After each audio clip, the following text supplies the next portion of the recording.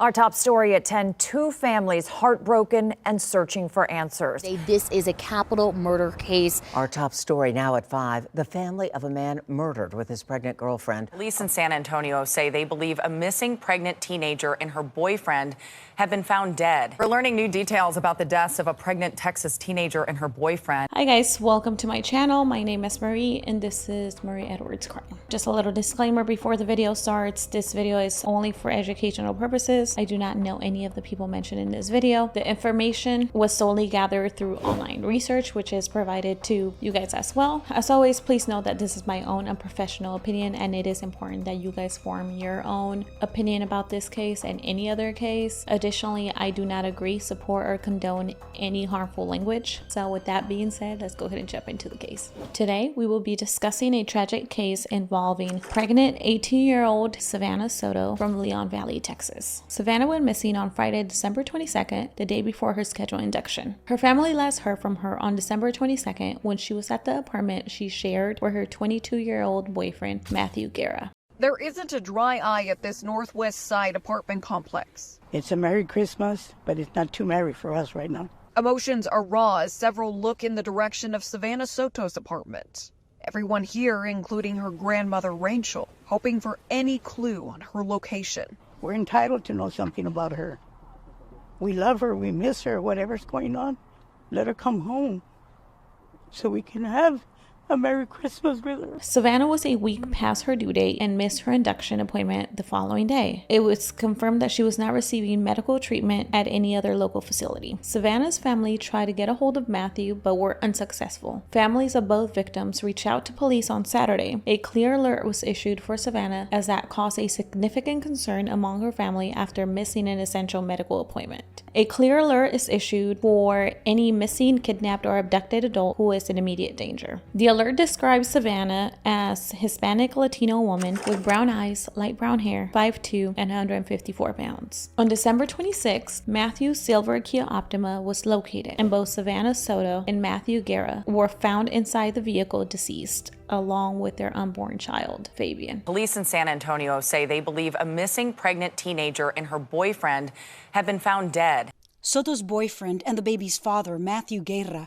was also missing until Tuesday, when Guerra's car was found at an apartment complex in Northwest San Antonio. What we're looking at right now is a very, very perplexing crime scene.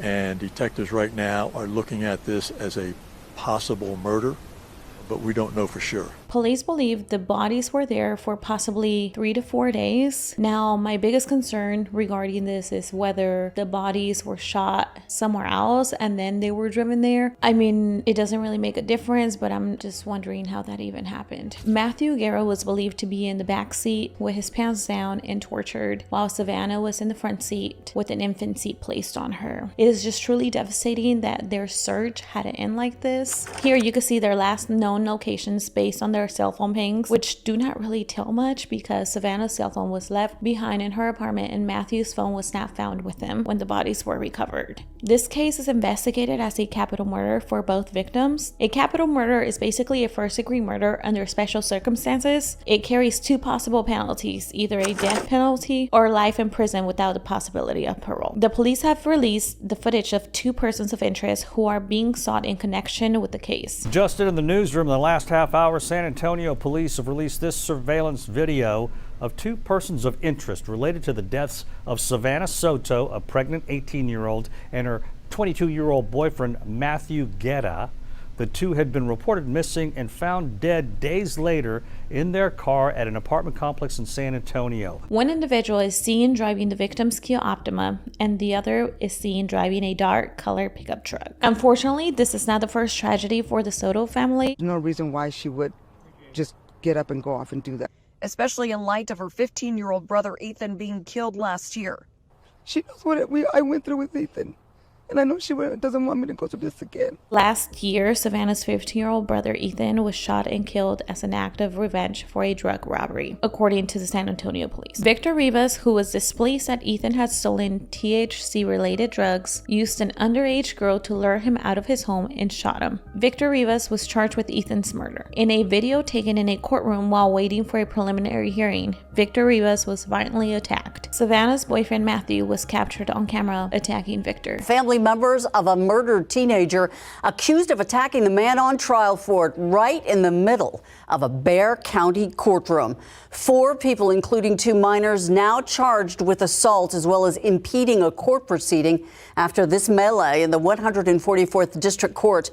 Dylan Collier live now with how this attack unfolded. Unbelievable, Dylan. Certainly is, Ursula. This was supposed to be a routine hearing for defendant Victor Rivas, charged with killing 15-year-old Ethan Soto in May of last year. But footage shows Soto's family had other ideas this morning. Rivas, who was handcuffed and placed in the jury box, was repeatedly struck with closed fists after members of Soto's family jumped over a partition and attacked him in the jury box.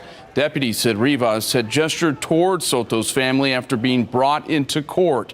Rivas was charged last fall, months after San Antonio police said he killed Soto as an act of revenge for a drug robbery. It is unclear whether this incident had any connection to Savannah's and Matthew's murder. Also, it is important to mention that Matthew Guerra had previous charges that including carrying a weapon, evading arrest, and domestic abuse. Savannah's family had accused Matthew of being abusive towards her. Last year on Christmas, Savannah pressed charges against Matthew. However, court documents revealed that nearly a month after the incident, Savannah requested that the charges be dropped. It is uncertain if this played any part in the tragedy. Also, a probation order issued in June 2023 allowed Matthew to have contact with Savannah as long as it was not harmful or injurious. In a news interview, Matthew's father shared that the couple was eagerly awaiting the arrival of their baby. Her and Matthew were both overjoyed and couldn't wait for Fabian's arrival. Matthew's father just wants him to be remembered as an energetic young man who was eager to become